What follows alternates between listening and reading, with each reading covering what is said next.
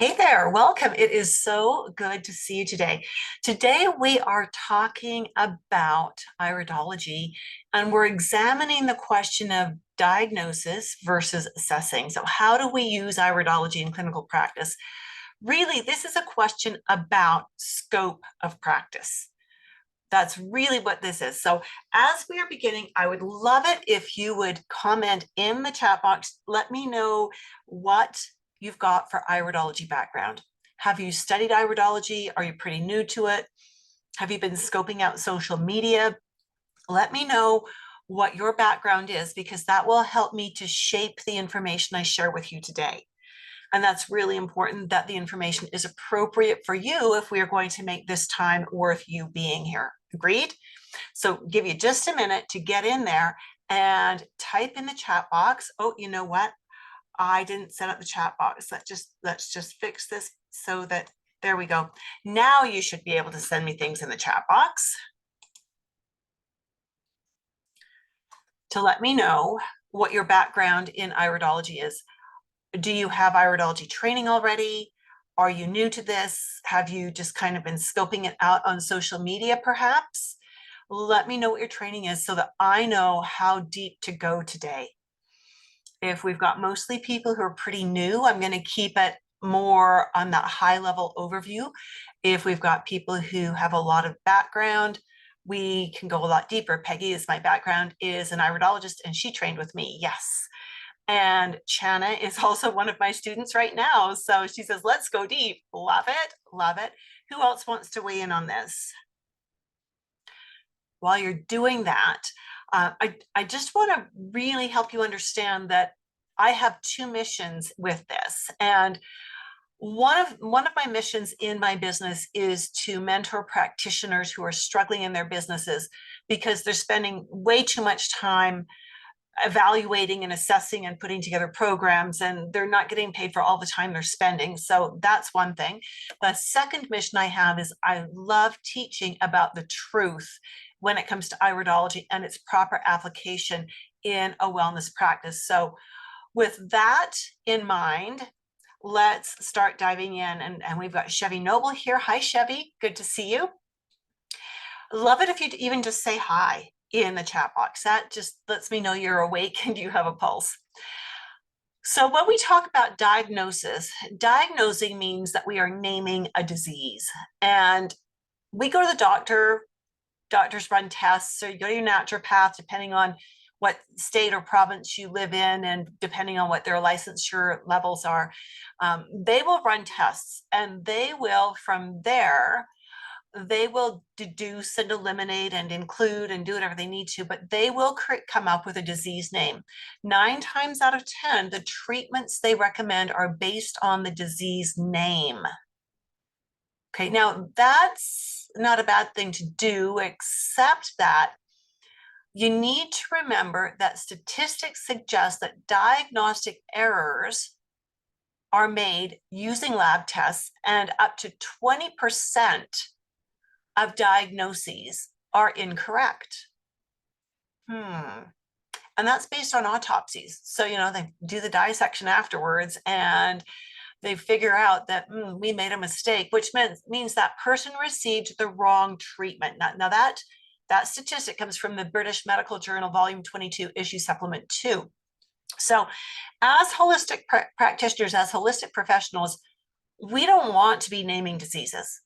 We never want to name a disease and then treat based on the disease. Instead, what we want to do is we want to understand the pathway. We want to understand the beginning point and the end point and all the points in between, so that we can appropriately recommend things that will have an impact. So the question that we need to ask is, what value does assessing have in creating a wellness program? Is assessing as useful as diagnosis? I'm going to say it is. And we're going to look at a whole bunch of iridology photos here. We're going to look at 3 specific cases to look at how we get to the root of the problem. Chana says the question is, what questions are we going to ask? That is fantastic, because that is exactly what iridology teaches us, right?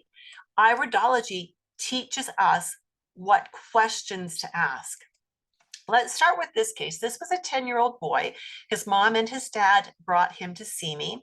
And it was an interesting situation because both parents came to all of the appointments, which is really unusual. I was so impressed with the unity that this family was displaying. They had one other child and she wasn't in need of my support, so she didn't come to the appointments. Now, I've worked with a lot of children who have a doctor's diagnosis of ADD or ADHD. So this young man came to me with that diagnosis. Now, the vast majority of children who have that doctor's diagnosis have these rings going around in their eyes. Now, these are genetic. These belong to this boy and they're not going to go away. But they also have these lines radiating out. Now, some of you, with some of your training, as I'm recognizing where some of the training has come from that some of you have, will think that these mean that the person has parasites. That is incorrect information. That is old. That is outdated. It has been disproved. So what we know is that these rings tell us this child functions in the sympathetic nervous system. So everything is always a crisis. It's always a bomb waiting to go off. It's always a problem. But what happens when someone is living in the parasympathetic nervous system is the adrenal glands get depleted if they are not being taken care of consistently. When the adrenal glands are depleted, what we see is the person loses their ability to filter stimuli. All right. So as we look at this again, most children, just about every child now, I'm going to say every child I've ever worked with who's had a diagnosis of ADD, ADHD has these rings. Now, that doesn't mean that these rings always mean a person's going to have ADD or ADHD, right? It just means it's a one-way street, not a two-way street. So again, these markers suggest, because this person is parasympathetic, that they burn through B vitamins, vitamin C, calcium, and magnesium very quickly. When those nutrients are depleted, and those are nutrients that support the adrenal glands as well, that's when we run into the filtering issues. What do I mean when I say filtering? When the child is sitting in a classroom and a fly buzzes by, someone drops a pencil, they hear a siren outside, everything catches their attention. They're not able to consciously say, that's just a fly. Somebody dropped a pencil again. Oh, well. I've heard a million sirens. I don't need to get distracted, right? They lose that ability because the adrenal glands are now in that heightened sense of looking and listening for danger, right? And so when we see these markings and these lines that radiate outwards augment these rings that come around. These are all about nervous system and nervous system potentials. And so this set of markers doesn't allow us to say this person has ADD or ADHD. I can't legally say that anyways. I'm a master herbalist and a nutritionist. I am not a medical doctor, but this tells me about how this person's nervous system likely functions, especially, and it tells me how it'll function when it's poorly nourished as opposed to when it's well nourished. Okay, so this then gives us the ability to ask the questions that we need to ask, just as Chana said, to ask the questions we need to ask to understand what is out of balance. Is this making sense for you? If this is making sense, give me a makes sense in the comments box. Does it make sense that I'm not naming a disease here? I'm looking at the eyes, I'm looking at the markers, I'm understanding the physiology, and that allows me then to ask appropriate questions. Fantastic. So good to have so many of you on board with this. So a common fault, especially if you're new to practicing iridology, is we focus on a doctor's diagnosis. If I had said, oh, so the doctor says you've got ADHD, that's what we're going to work with, that's very limiting, very limiting. It doesn't allow me to look at the eyes with that open mind and to ask the questions I need to ask. So really important for us to not focus on a doctor's diagnosis. Use it if you must to help you understand particularly what the doctor is doing, but only use that as background information when you're doing an assessment. Because as a holistic practitioner, we are trained to see things as a whole and to see how things are linked together, where doctors are trained to dice and slice. I only specialize in this one little thing, and if you are outside of that little space, I can't deal with it. So because I see that some of what you've got fits into this space, this is how we're going to deal with it, whether it's appropriate or not. So this is where iridology and holistic healing, holistic practitioners can work at such a much deeper level, because we are taking that step back to ask about what's going on. So for example, for this child, some questions I needed to know are, what are his sleep patterns? He wakes up every night in the middle of the night, and he goes and he wakes his dad up, and he makes his dad take him back to bed. And they're either sleeping on the same single bed, or one of them's on the floor, or neither of them are getting a good night's sleep. How does he handle frustration, stress, anxiety? Well, he just melts. He has meltdowns. It doesn't work well. He reaches the end of his rope really quickly. What is his favorite learning method? Is he auditory, visual, or kinesthetic? Interesting that 9 times out of 10, when we're doing ADHD, this is a kinesthetic learner. They can be kinesthetic and audio, but they are usually not so much visual, right? So we need to figure out, how do we integrate that kinesthetic and the audio learning into their day at school? So a part of what we needed to do with this young boy, we had to do a lot of diet work, because I asked about diet, obviously, because we know that, for example, sugar is almost like cocaine in the brain, right? Sugar depletes everything, and we need better nutrition than that by a long shot. So for this young man, one of the things I suggested was for the parents to work with the teachers to get permission for him to have some quiet, bendy, stretchy, foldy kinds of toys at his desk that he could literally, depending on the style of his desk at school, that he could keep in his desk. His hands could be in the desk. He could be playing with these things, but because his hands would be busy, it would literally free up his mind. It would occupy the quieter parts of his mind that wanted to be paying attention to flies and pencils, and it would allow him instead to focus on what the teacher was saying. I suggested that the teachers needed to be using him more physically as well. When they needed something done, ask him to do it. Let him get out of his chair to go do what needs to be done, whether it's carrying something, running something to the office, sharpening pencils, handing out papers. Of course, without making it look like he's the favorite child in the classroom, but get him to use his body. So much more helpful for him. Also looking at this, as we can go even deeper when we look at the eye colors and things like that. It tells us that there might be a predisposition towards some blood sugar imbalances.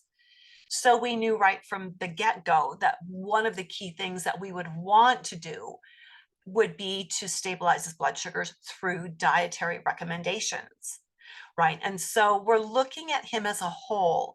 We're understanding that blood sugars can lead to adrenal fatigue. And so we need to stabilize blood sugars so that we can stabilize adrenals, so that we can give this child some resiliency in the classroom to be able to focus. Does that make sense? Does that make sense? I haven't diagnosed anything here. Instead, I've looked at what are his inherent tendencies, how do they fit together, and how does that help me understand what this child might be experiencing, and thereby help me understand the recommendations I need to make. Liz is saying, yes, I love it. Fantastic. Chan is saying, I'm with you. Fantastic. So good. So good. So I've stayed totally within my scope of practice as a nutrition coach and a herbalist. I've not diagnosed. I've not prescribed. I've suggested dietary changes. We needed to up his protein, cut out the refined foods, get rid of the white flour, white sugar kinds of things.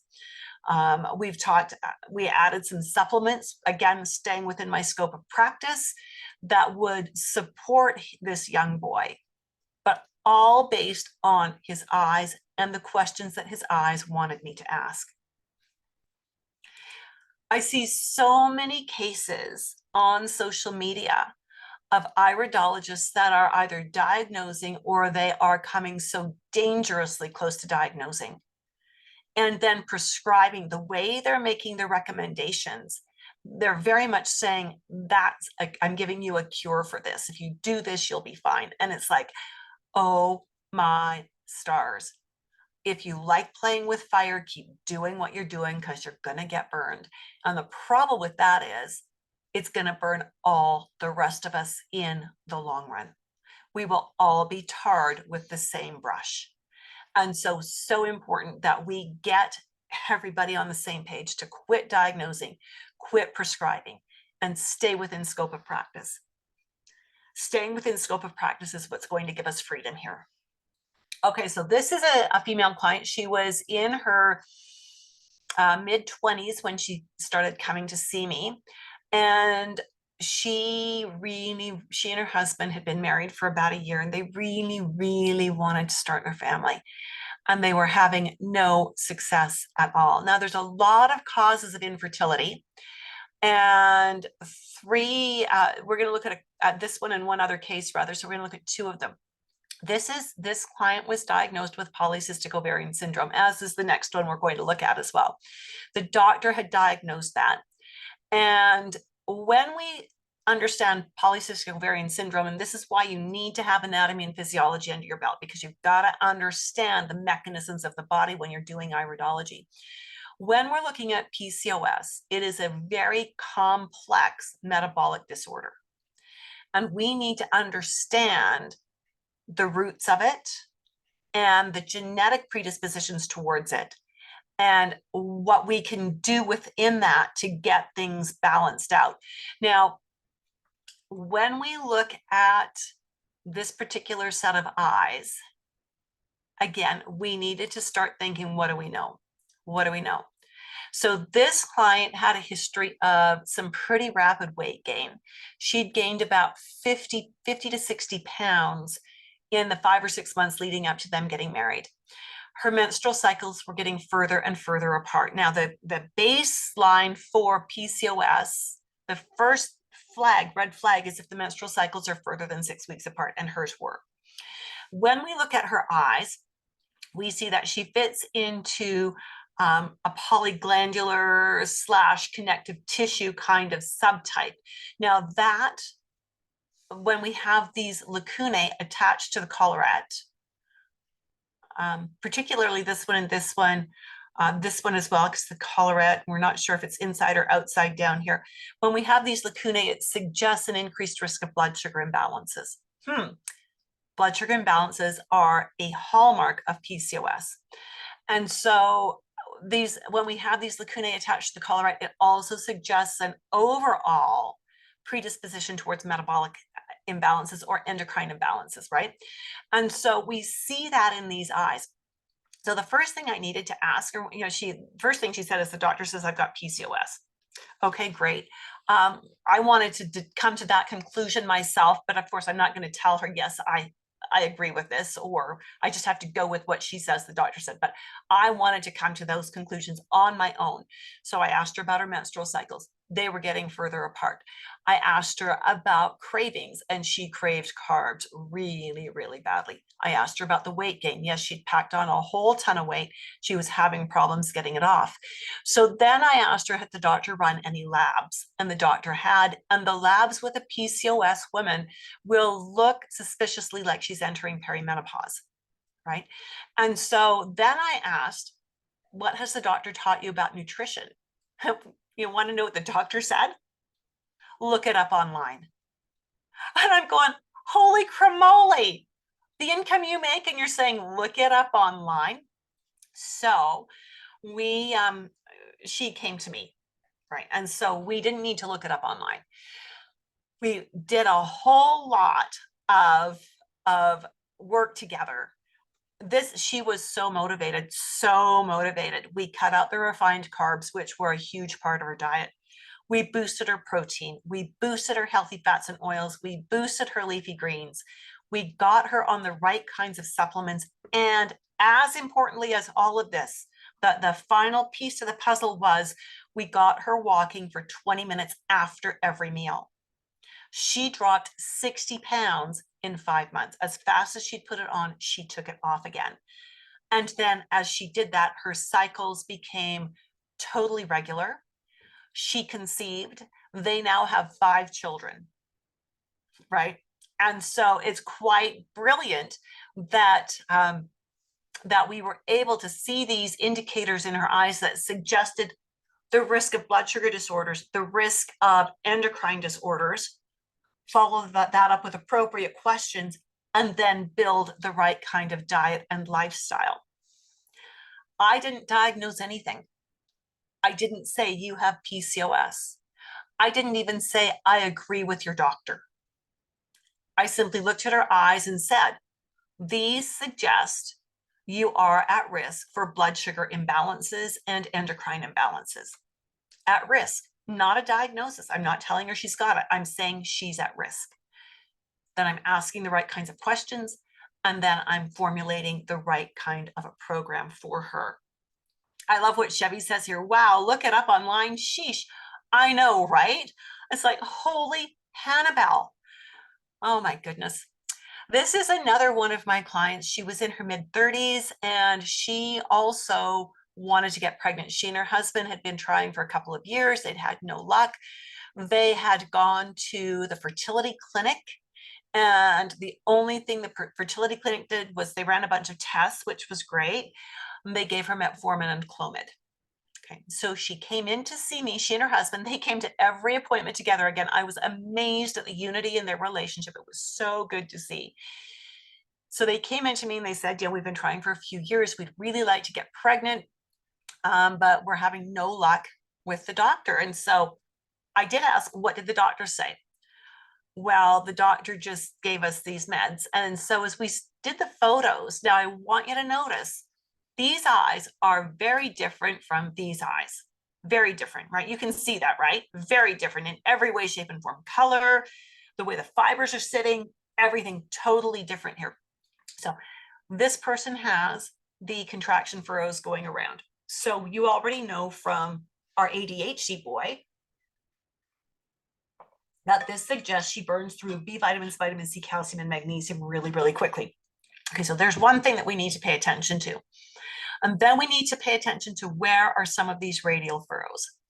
Some of them are sitting exactly in the ovary zone. Okay, that's an important thing to pay attention to.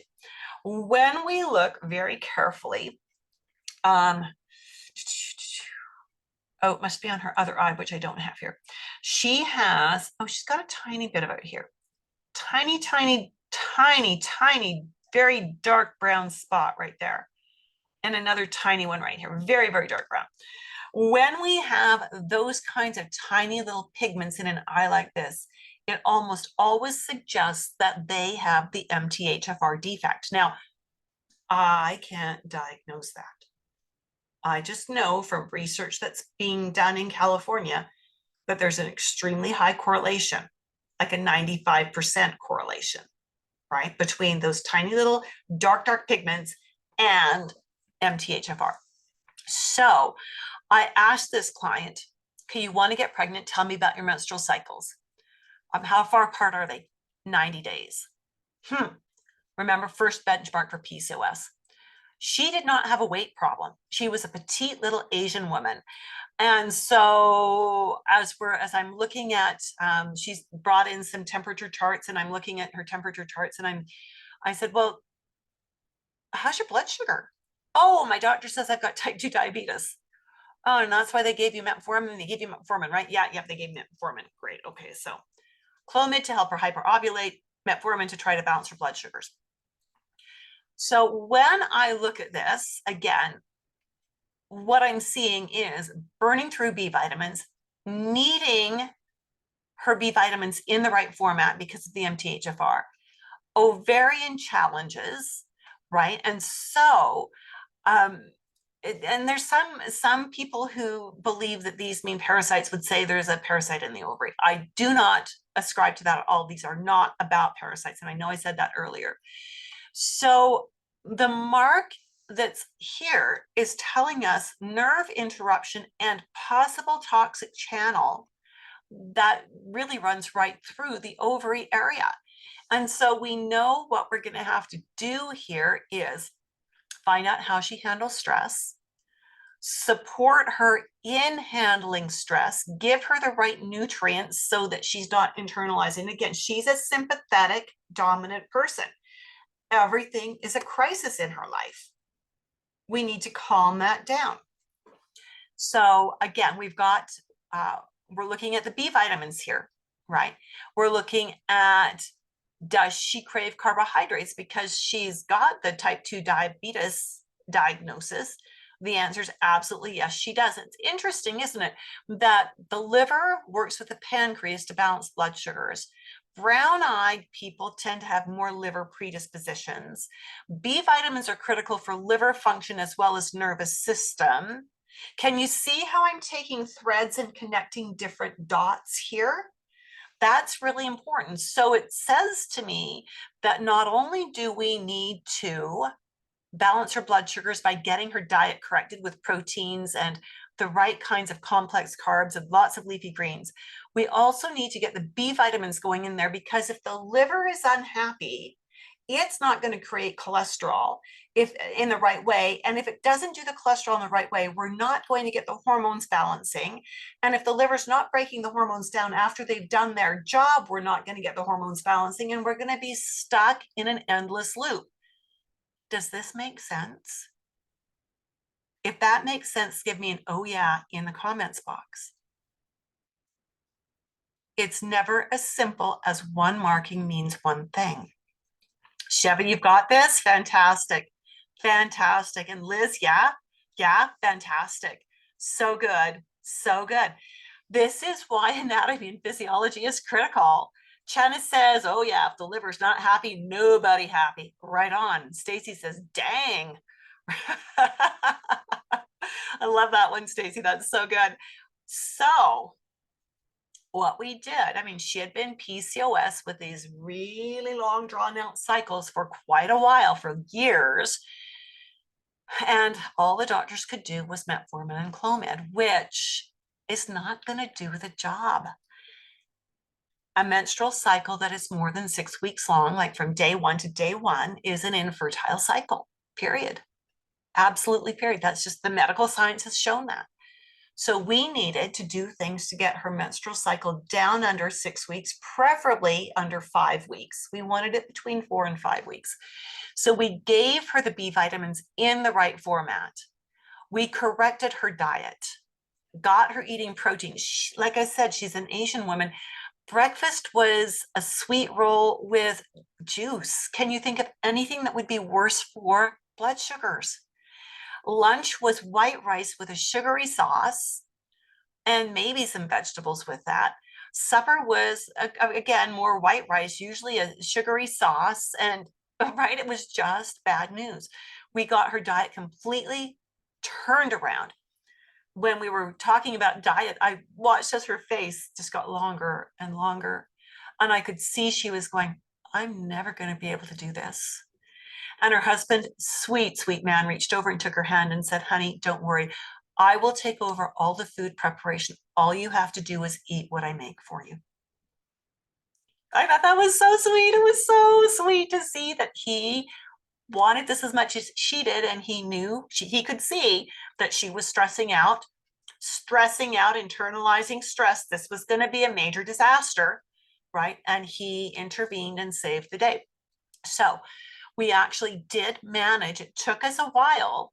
It took us about 6 months to get her cycles down to that under 5 week span. And it took us about another year to get things really solidified to where she conceived. And then she went on to have a healthy, beautiful baby boy, a 7-pounder. She did not even develop gestational diabetes, which the doctors were stunned and amazed. They said, you will absolutely go gestational diabetic. And she did not. She followed all of the rules perfectly, dotted her I's, crossed her T's, and did not cheat. She did such a good job. I was so proud of her. So, but you can see the difference here. PCOS, type 2 diabetic, and PCOS, the eyes are so different. So it's not one mark means one thing. It's how do the markings work together to tell us the story? How do these markings give us the questions we need to ask that are going to be triggered as well by our client's goal? What does the client want? We've got to put all of this together. To sit down and just look at an eye photo with no background is I'm going to be really harsh here. It's stupid. It's absolutely stupid because you have no context. You need a context for this. All right, so what is it that gives me the right to be so dang bold with saying it's stupid and this is the way to do it, right? What is the thing that gives me that right? Well, I am one of only 8 level 3 certified iridology instructors through IPA. Level 3 has only been available since 2022, and I was one of the first 3 people to certify as a level 3 instructor. I have been a certified instructor and a certified iridologist through IPA for a lot more than these 2 years. It's just that our badges get replaced every 2 years when we renew our certification and approve our CEUs. And so, but I've been a health coach for over 4 decades. I've been teaching iridology for 35 years. I've been teaching herbology and nutrition for nearly 40 years. It's just teaching is what I love. I love working with my clients as well. I am a professional member of the Canadian Association of Holistic Nutrition Professionals and of the Canadian Association of Natural Nutrition Practitioners. These are both organizations where you've got to prove your training and you've got to jump through hoops and meet their requirements to join. It's not just to send them a check and fill in a form. There's a lot more to it than that. And then I am also a professional member of the Alberta Herbalist Association, such a beautiful group of people and really a lovely association to be with. But again, I've been practicing herbology for more than 43 years because it was herbs that got me into this whole thing. So what all of this really means is that when I teach iridology, I integrate nutrition and herbology. And I teach my students how to integrate whatever knowledge they already have as well. So if you've got a herbology or an aromatherapy or nutrition background, I've had physical therapists. As we are practicing together in the classes, I'm asking questions, but I'm asking for answers not from the textbook. Anybody can spit me back an answer from a textbook. I'm asking for answers based on your training and experience, because a part of learning iridology, as you've seen, is not learning one marking means one thing. It's learning how to integrate the markings, and additionally, it's learning how to integrate the markings with your training so that iridology becomes intertwined with what you already know so that it makes it easier for you to apply it in the clinic. Does that sound like a useful way to do this? To not just teach you markings, but to teach you how to use it inside your skill set. If that makes sense to you, give me skill set in the comments box.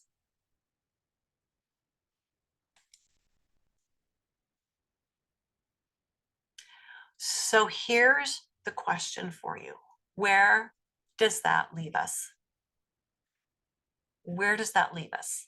If you are serious about getting better at using iridology as an assessment tool, or if you're serious about learning iridology as an assessment tool in a way that will actually help you to save time when you're working with your clients, but get deeper and better information from your clients so that you can create better, more effective programs for your clients, then I'm going to lob this out there that iridology is an assessment tool, and that we maybe need to have a conversation. Why do I have blank slides in here? That's weird. Okay, so if you've already got anatomy and physiology, and if you want to learn how the markers play off each other, you saw what I did, right? How I was able to start linking things. And I think of it as like a dream catcher where we've got that one thread that wraps around and around and around and around to make the pattern.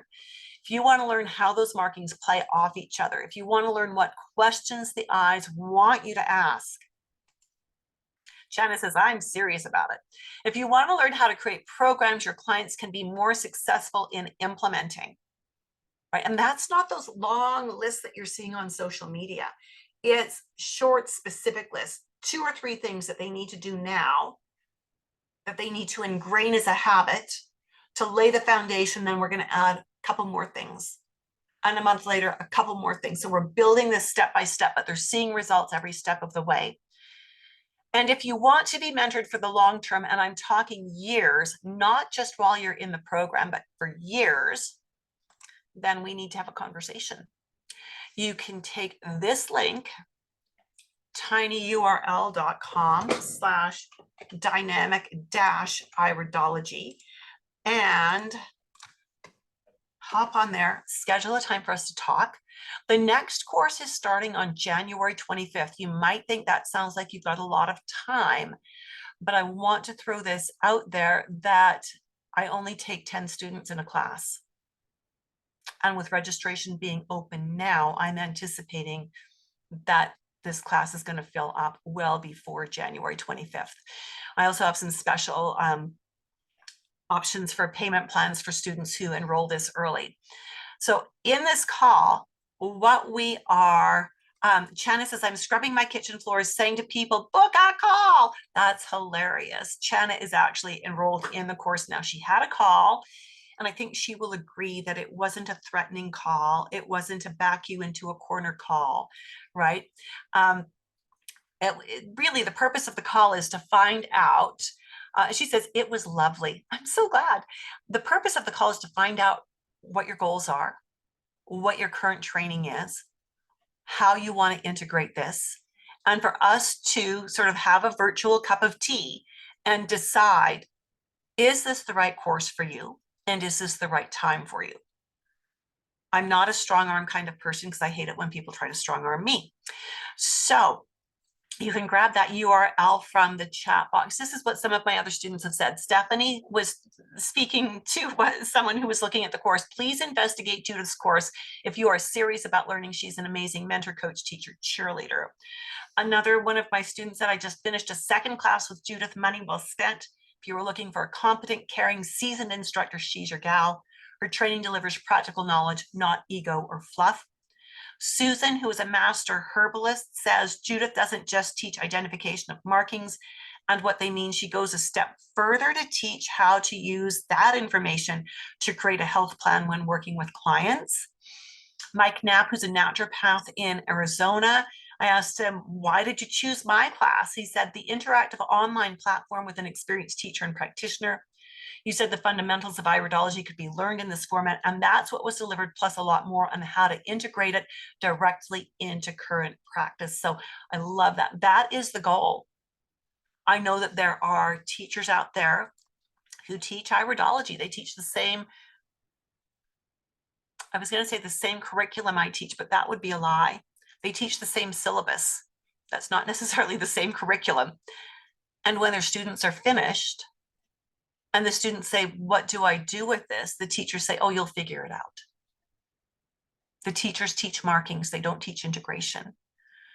A part of the reason for the ongoing coaching, for instance, is to teach you business integration, to teach you business principles, to help you be successful as an iridologist. I failed my job if you're not successful as an iridologist, right? My goal is to teach you how to be an iridologist and how to use it clinically. And so with that, my friends, Thursday, January 25th is the next start date. And so with what you've learned about the scope of practice today, what does that teach you? So, oh, Laura, great question. Is this a certification course with an exam at the end? Laura, that is a fantastic question. This is the curriculum plus a whole lot more that is required by the International Iridology Practitioners Association. And so I teach the course, they offer the certification exam. And so I will walk you through all of the course content. I will take you through the mentored portion that is required of me to prepare you for certification. And then when you and I are both agreeing that, yes, you've got this, then you get a student membership with IPA. Tell me that you've done that. I tell them you have met all the prerequisites, and then you're ready to purchase the exam and sit for that final exam to certify as an iridologist. A holistic education for a holistic assessment. Yeah, that's what I like to think of this as, Chana. I love the way you have really lasered in that it is a holistic education for a holistic assessment. Laura says, love that. It's legit. Yeah. Yeah. So it's not me certifying you. And I think that's an important thing, because so many teachers offer their own certificates, their own certification process. But I think it holds a lot more weight when it's through a separate organization than if it's just through me. I'll give you a certificate of attendance when you have jumped through my hoops. That is not the same as being a certified iridologist. Once you've finished my stuff and you've got that certificate of attendance and we've done all the mentoring that we need to do, then you jump through IPA's hoops to become certified. So Chevy says, that is so amazing. Thank you. I love the breakdown. Will the certification work nationally? The iridology is a non-regulated industry. So that's the first thing you need to know.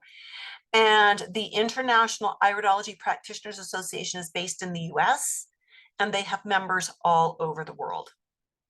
There are only 2 countries where you cannot use their certification. That's Germany and Russia, because those countries require you to be a naturopath or a medical doctor to practice iridology. Does that answer your question, Chevy? Does that help? Yes. Okay, great. Fantastic. Fantastic. So good. So good. I love the questions, by the way. And everyone, we've got Peggy is a graduate of my program. Chan is in the course right now. They will tell you that I love questions. I love it when my students ask questions. It tells me that my students are processing information. It tells me that maybe something's not lining up or they're ready for deeper information. I will never shut down a question, ever. Chana says, and I love asking questions. I love that, Chana, because it's important to me that my students know they can ask questions. We do a lot of side trips in the class because that's where the students need it to go. And that's also why we have extra mentoring sessions, is to answer questions that we don't have time for in the actual curriculum structure, right? Questions are important. I guess I value questions a lot because my comprehensive iridology instructor, my constitutional instructor, Bill Cardona, who is retired as a teacher many years ago, I studied with him to learn constitutional 30 years ago. I studied Jensenian first for 10 years, and then I jumped ship and went to constitutional.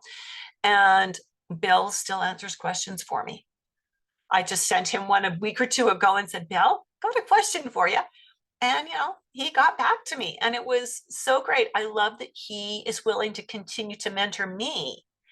And so I continue to mentor my students as well. Right.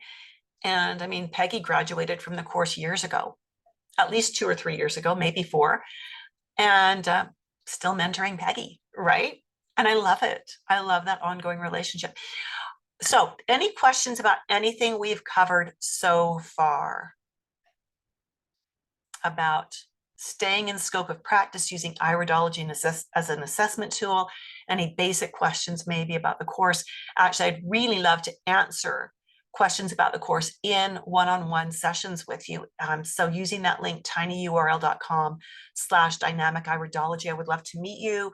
If you're seriously looking for a course, if you think you're about ready to get enrolled in a course that has lots of high touch, high mentorship, where your success is really paramount, use that link.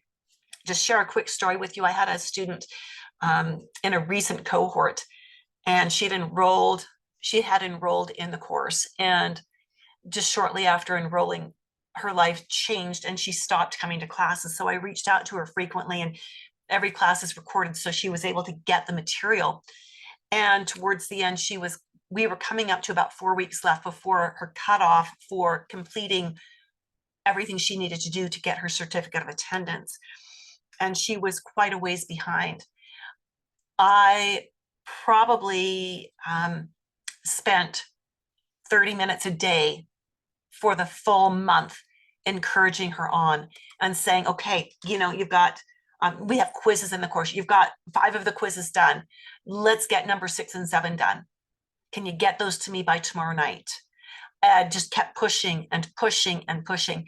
She actually finished literally with 6 hours to spare. We did a follow-up interview and I said, I'm sorry I was such a witch. I'm sorry I got so angry with you. And she said, actually, I needed that. I needed you to yell at me, to tell me I could do this because I had given up.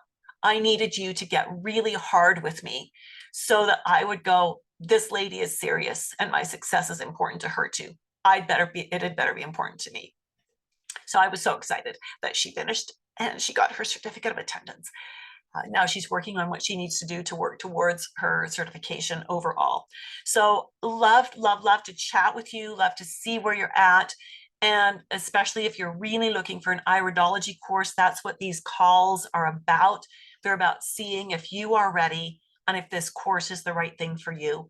And if it is, we'll talk about enrollment. And if it's not, that's okay. I just love encouraging people. Yeah, so Janet's saying yay for her and for and you encouraging her. Yeah, you know what, just congrats to her, because I know her life had taken some really hard turns and it was really difficult for her to complete the coursework and to get the quizzes done. Really difficult. And and I knew it was hard for her, but I also knew that she was capable and that what she just needed was someone in her corner. So with that, my friends, yeah, if you're looking for a course, if you're looking for a course, Chen is making funny comments. I hope you're all watching the chat box because she's got some cute stuff there. If you're looking for a course, reach out to me. And if you are, if you're not ready for a course, that's fine. We do different topics in these little mini classes just about every week. Love for you to hang out with me until you are ready for a course.